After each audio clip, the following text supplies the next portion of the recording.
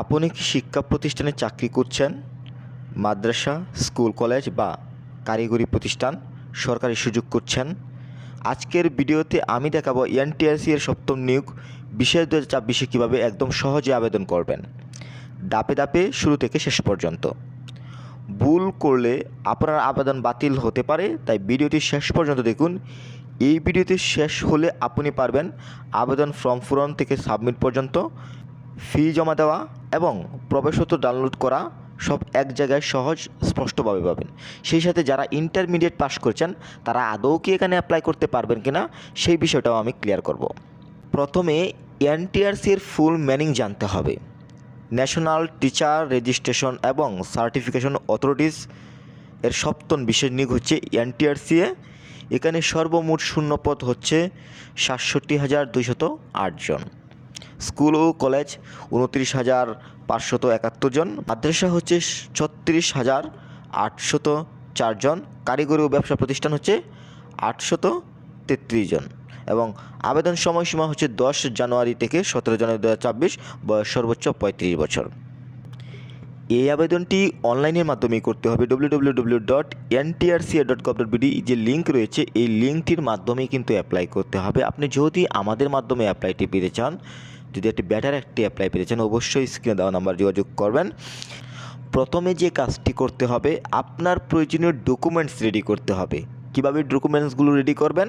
যেমন 1 রয়েছে জাতীয় পরিচয়পত্র অথবা স্মার্ট কার্ড, 2 হচ্ছে শিক্ষাগত যোগ্যতার সনদসমূহ অথবা সমমান, এবং 3 হচ্ছে নিবন্ধন সনদ, টিচার রেজিস্ট্রেশন সার্টিফিকেট। নিবন্ধন সনদ কোনটি, কী বা কীভাবে পাওয়া যায় এবং ইন্টারমিডিয়েটরা অ্যাপ্লাই করতে পারবেন কি না এই ব্যাপারে আমি স্পষ্ট একটি ধারণা দিব। পাসপোর্ট সাইজের ছবি লাগবে এবং স্বাক্ষর লাগবে। তাহলে আপনি এখানে আবেদন শুরু করার আগে আপনার যে সকল কাগজপত্র লাগবে: 1, আমি আবার বলছি, জাতীয় পরিচয়পত্র; 2, শিক্ষাগত যোগ্যতার সনদগুলো; 3, নিবন্ধন সনদ লাগবে; 4 হচ্ছে ছবি এবং স্বাক্ষর। এখন আপনি সপ্তম গণবিজ্ঞপ্তি 2024 ফর্মটি দেখতে পাচ্ছেন। এখানে বলা হচ্ছে আবেদন ফর্ম। আবেদন ফর্মে ক্লিক করলে কিন্তু পরবর্তী ধাপে নিয়ে যাবে। তো পরবর্তী ধাপে যাওয়ার আগে এখানে কিছু রুলস রয়েছে, এই রুলসগুলো আমি পড়ে শোনাবো, অবশ্যই মনোযোগ সহকারে শুনবেন। একটি রুল, ব্যাচ এবং রেজিস্ট্রেশন নং ব্যবহার করে কেবলমাত্র একটি আবেদন করা যাবে। ফাইনাল সাবমিশনের পূর্ব পর্যন্ত আবেদনটি ড্রাফট হিসাবে সংরক্ষণ থাকবে। আবেদন প্রক্রিয়ার যে কোনো পর্যায়ে আপনি লগ আউট করতে পারবেন। পুনরায় লগ ইন করে ড্রাফট থেকে আবেদনে অবশিষ্ট ধাপ সম্পন্ন করা যাবে এবং এই সময়ে ইতিমধ্যে পূরণকৃত যে কোনো তথ্য পরিবর্তন, পরিমার্জন ও সংশোধন করতে পারবেন। ফাইনাল সাবমিশনের পর কোনো অবস্থাতে আবেদনটি কোনো তথ্য পরিবর্তন, পরিমার্জন ও সংশোধন করা যাবে না। আবেদন দাখিলের পর প্রতিটি আবেদনের জন্য একটা ইউজার আইডি প্রদান করা হবে, যেটা ব্যবহার করে ফি প্রদান করতে হবে। নির্দিষ্ট সময়ের মধ্যে ফি প্রদান করলেই কেবলমাত্র আবেদনটি চূড়ান্ত হিসেবে বিবেচিত হবে। আবেদন সংক্রান্ত যে কোনো সাহায্যের জন্য কাস্টমার কেয়ারে যোগাযোগ করবেন।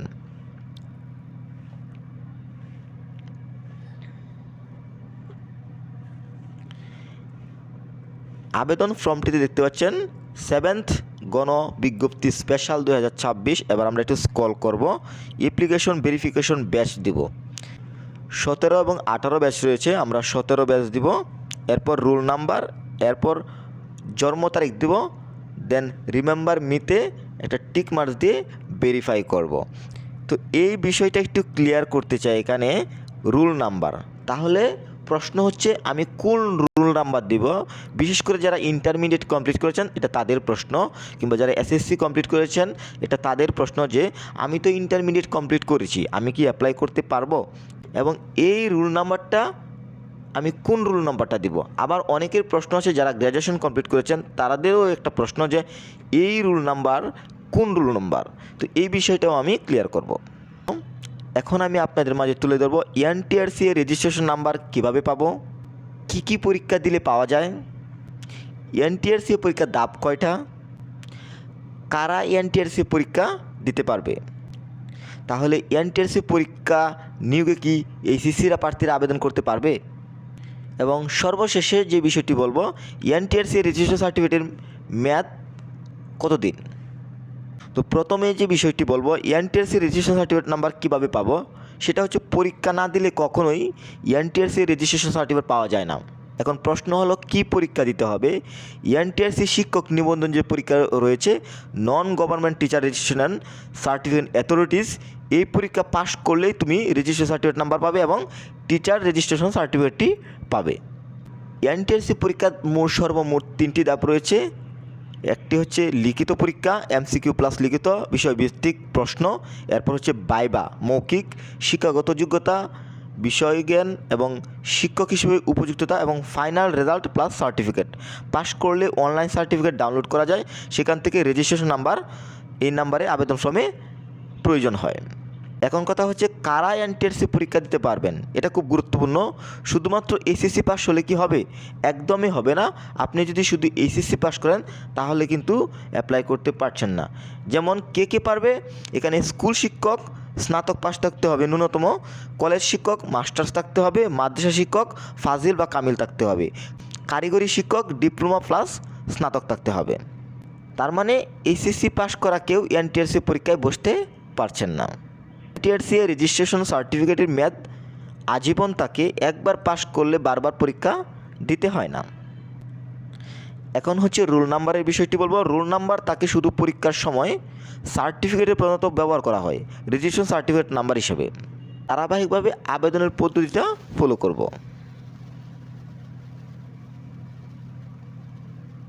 এখন আমরা মোস্ট ইম্পর্ট্যান্ট পার্টে রয়েছি। পুরো আবেদন প্রসেসিংটা আমি সুন্দরভাবে দেখিয়ে দিব। তো আবেদন প্রসেসিংয়ে যাওয়ার আগে আমি একটি বিষয় আপনাদেরকে বলতে চাই, যত ক্যাটাগরির শিক্ষক পদ রয়েছে বা শিক্ষা অধিদপ্তরের সার্কুলার রয়েছে, সকল ধরনের আপডেট কিন্তু আপনি আমাদের চ্যানেলে পাবেন। তাই অবশ্যই আপনি যদি আমাদের ইউটিউব থেকে ভিডিওটি দেখে থাকেন, চ্যানেলটি সাবস্ক্রাইব করবেন, এবং ফেসবুক পেজ থেকে যদি দেখে থাকেন অবশ্যই কিন্তু ফলো দিবেন। সেই সাথে আপনার যদি ভিডিওটি ভালো লাগে এবং আপনি যদি উপকৃত হন, অবশ্যই একটি লাইক, কমেন্ট এবং বন্ধুদের কাছে শেয়ার করবেন। তারিখ এবং রোল নাম্বার দেওয়ার পর অটোমেটিকভাবে কিছু বিষয় শো করবে, যেমন নিজের নাম, বাবার নাম এবং মায়ের নাম। এই বিষয়গুলো অটোমেটিক শো করবে এবং জেন্ডার সিলেক্ট করে নিতে হবে, রিলিজন সিলেক্ট করে নেওয়া লাগবে, মেরিটাল স্ট্যাটাস এগুলো কিন্তু আপনাকে সিলেক্ট করে নেওয়া লাগবে। এখানে আরেকটি বিষয় দেখবেন, আইডেন্টিফিকেশন ডকুমেন্ট হিসেবে আপনি এনআইডিও দিতে পারেন অথবা জন্ম নিবন্ধন হিসেবেও কিন্তু আপনি দিতে পারেন। এবং এই যে স্টেপটি 1 থেকে 8 পর্যন্ত পার্সোনাল ইনফরমেশন, অবশ্যই এটি সুন্দরভাবে পূরণ করে নেক্সটে ক্লিক করতে হবে। নেক্সটে ক্লিক করার পর এখন আমরা স্টেপ 2-এ রয়েছি, কন্ট্যাক্ট ডিটেল। অবশ্যই কিন্তু আমাদেরকে কন্ট্যাক্ট ডিটেল দেওয়া লাগবে, এখানে মোবাইল নাম্বার দেওয়া লাগবে, ইমেল দেওয়া লাগবে। সেই সাথে এখানে আমাদের যে অ্যাড্রেস রয়েছে, বর্তমান ঠিকানা এবং স্থায়ী ঠিকানা, সেই ঠিকানাটা আমরা সুন্দরভাবে ফর্মটা পূরণ করে দেব।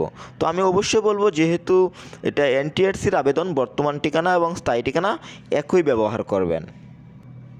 ঠিকানা দেওয়া হয়ে গেলে আবার নেক্সটে ক্লিক দিয়ে দেবেন। এখন আমরা স্টেপ 3-এ চলে যাব। স্টেপ 3-এ দেখতে পাচ্ছেন পুলিশ ভেরিফিকেশন এরিয়া। এখানে পুলিশ ভেরিফিকেশন করবে। আপনি আপনার ডিভিশনটি দিবেন, ডিস্ট্রিক্টটি দিবেন এবং থানাটি দিবেন, এবং নেক্সটে ক্লিক করলে কিন্তু আপনার পুলিশ ভেরিফিকেশন হয়ে যাবে। অবশ্যই আপনি সর্বোচ্চ 60টি শিক্ষা প্রতিষ্ঠান নির্বাচন করতে পারবেন। অপশন থাকবে 1 জেনারেল স্কুল কলেজ, 2 মাদ্রাসা, 3 টেকনিক্যাল কারিগরি প্রতিষ্ঠান। আপনাকে একটি টিপস দিচ্ছি, প্রাধান্য অনুযায়ী পছন্দ দিন, মেধাক্রম অনুসারে নিয়োগ হবে।